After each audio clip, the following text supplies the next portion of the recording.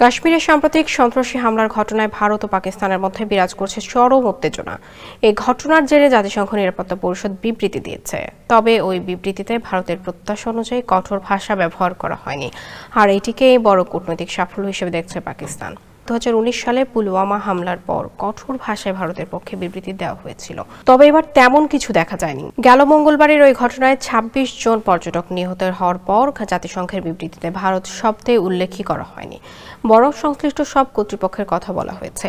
এই বিবৃতির খসড়া প্রস্তাব করে যুক্তরাষ্ট্র, তবে তা সর্বসম্মতভাবে গৃহীত হয়নি। পাকিস্তানের সক্রিয় কূটনৈতিক প্রচেষ্টা বিবৃতির ভাষা নরম রাখতে গুরুত্বপূর্ণ ভূমিকা রেখেছে বলে বিশ্বাস করছেন ইসলামাবাদের কর্মকর্তারা।